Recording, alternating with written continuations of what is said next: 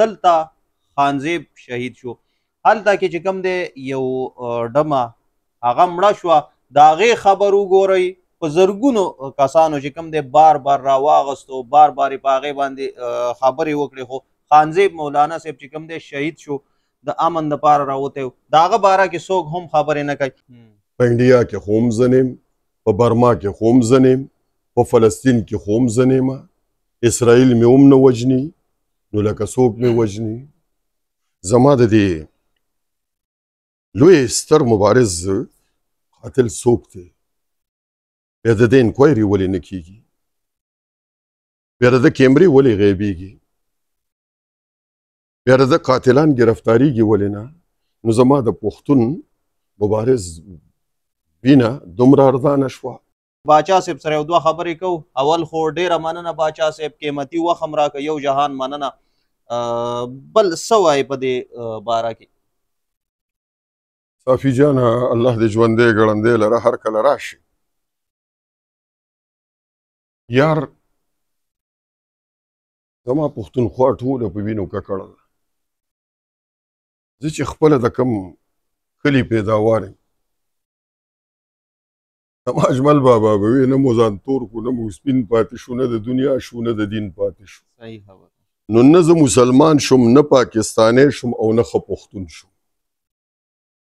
که ما له خدای تعالی داسې مشران، داسې نوموړي خلک چې زما په د پښتو په سیمه باندې ډېر کم پیدا کیږي، الله تعالی راله ډېر بادران خلک راکړي دي، او د هغوی سریعام قتل وشي، نو زه بیا دا سوچ کومه چې را کني د مودي په حکومت کې خو هم زه نیم، په انډیا کې خو هم زه نیم، په برما کې خو هم زه نیم، په فلسطین کې خو هم زه نیمه، اسرائیل مې هم نه وژني نو لکه څوک مې وژني.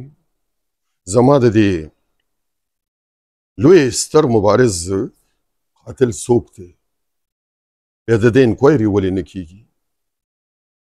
بیا د ده کیمرې ولې غیبیږي؟ بیا د ده قاتلان ګرفتاریږي ولې نه؟ نو زما د پښتون مبارز وینه دومره ارزانه شوه چې خانزیب امن هم غواړي، امن پاڅون هم کوي، د خپل قوم په حقوقو باندې خبره کوي. زما دا ځینې خلک وایي چېرې دا دوی وي د قوم پرستۍ او د دغه خبره کوي. یا لکه قرآن وګورې سړیه، راپاسې زما د هر نبي د خولې نه ګفت د الله په ژبه باندې، الله په وینا باندې، یا قوم اعبدوا الله، ای زما قومه د الله د یو الله عبادت وکړئ، د وحده لا شریک عبادت وکړئ. دا یو ځل نه، دا څو ځله ده. لومبې به ته د خپل کور، د خپل قوم، د خپلې قبیلې نه شروع کړې. که هغه ستا حقوق دي، که هغه ستا تعلیم دی، که هغه ستا صحت دی، که هغه ځمکه دی چې هغه ستا مور ده، که هغه ستا وسایل دي، هر یو شی دی، نو ذکر به د هغې سیسکې که نه. نو په غوښتنه کې خو ته زه به یې درنه غواړم که نه، اوس یې ته راکې او که نه راکې، هغه خو ته زورور یې، نو مال یې مه راکوه که نه. نو لکه په غوښتو خو مې مه وژنې که نه، په غوښتو مې ولې وژنې؟ د حق په غوښتو لګم، د حق په غوښتو مې ولې وژنې؟ یا مې په خپله وژنې یا مې په بل وژنې، وژنې مې که نه. زما ژبه قلارور غواړې که نه، قلاره شوه. یو خانزیب لړه قوم دی، الله په پکې ډېر خانزیب پیدا کي. یو مفتی شاکر رحمهم الله لړه، الله به بل پیدا کي. یار خو د افسوس خبره دا ده چې پښتانه هم د جوار اوړه دي، د جوار اوړه دي. صافي دا په سکر نه رایوځای کېږي. په خبره باندې پوه شوې؟ زار شم د افغانستان د هغه ملي شاعر نه، د تراب نه، چې د مینې او د محبت د امن د سلامتۍ پیغام یې ورکو، د وطن سره د مینې او د محبت اظهار یې کو، نو د هغه دی حکومت هغه په فوجي اعزاز سره ښخ کړ. هغه پسې د پاکستان خلک هم خفه دی.